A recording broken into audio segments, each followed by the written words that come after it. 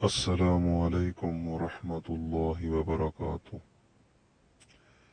قیامت کے دن اللہ رب العزت چار قسم کے لوگوں کو چار قسم کے لوگوں پر حجت قائم کرنے کے لیے پیش فرمائیں گے۔ نمبر 1، مالداروں کے مقابلے میں حضرت سلیمان علیہ السلام کو پیش کیا جائے گا۔ جب کوئی مالدار عذر پیش کرے گا کہ دنیا میں کاروبار اور مشاغل نے تیری عبادت کا موقع نہ دیا، تو اس وقت ارشاد باری تعالیٰ ہوگا کہ تو جھوٹا ہے، حضرت سلیمان علیہ السلام تجھ سے زیادہ مالدار تھے، مگر ان کی دولت اور حکومت کی ذمہ داریوں نے عبادت سے نہیں روکا۔ نمبر 2، غلاموں کے مقابلے میں حضرت یوسف علیہ السلام کو لایا جائے گا۔ غلام کہے گا، یا اللہ، تو نے دنیا میں مجھے جس کا غلام بنایا تھا، اس کی غلامی نے تیری عبادت نہ کرنے دی۔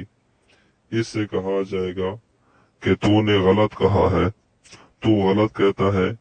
اگر غلامی مانے ہوتی تو حضرت یوسف علیہ السلام بھی مصر میں غلام تھے، ان کی غلامی کیوں مانے نہ بنی۔ نمبر 3، غریبوں کے مقابلے میں حضرت عیسیٰ علیہ السلام پیش ہوں گے۔ غریب کہے گا کہ یا اللہ، میں تیری عبادت کہاں سے کرتا، تو نے مجھے غریب بنایا، اس غربت نے مجھے نہ دنیا کا چھوڑا نہ آخرت کا۔ اس سے کہا جائے گا، تیرا عذر باطل ہے، کیا تو ہمارے بندے حضرت عیسیٰ علیہ السلام سے بھی زیادہ غریب تھا؟ انہوں نے غربت میں کیسے عبادت کی۔ نمبر 4، چوتھے نمبر پر مریضوں کے مقابلے میں حضرت ایوب علیہ السلام آئیں گے۔ مریض کہیں گے، یا اللہ، آپ نے ہمیں اتنے مرض میں مبتلا کر دیا کہ ہم کچھ نہ کر سکے۔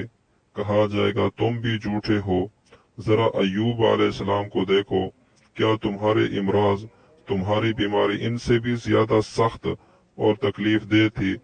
وہ تو انتہائی تکلیفوں میں بھی میری عبادت کرتے رہے۔ تمہارے لیے بھی کچھ مشکل نہ تھا اگر کرنا چاہتے۔ اس کے بعد سب خاموش ہو جائیں گے۔ ان لوگوں کے لیے اس میں کتنی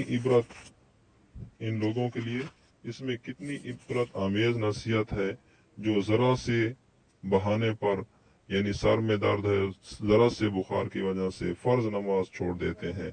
اللہ رب العزت ہمیں نماز پڑھنے کی، اپنی عبادت کرنے کی، ذکر اذکار کرنے کی توفیق عطا فرمائے، اور ہمارے دلوں کے اندر اللہ رب العزت اخلاص بھر دے، اور مسلمانوں کو آپس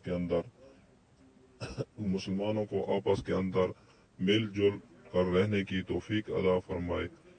آخر میں ہماری گزارش کہ ہمارے اس چینل سراج اسلامک چینل کو ضرور سبسکرائب کریں، لائک کریں، شیئر کریں۔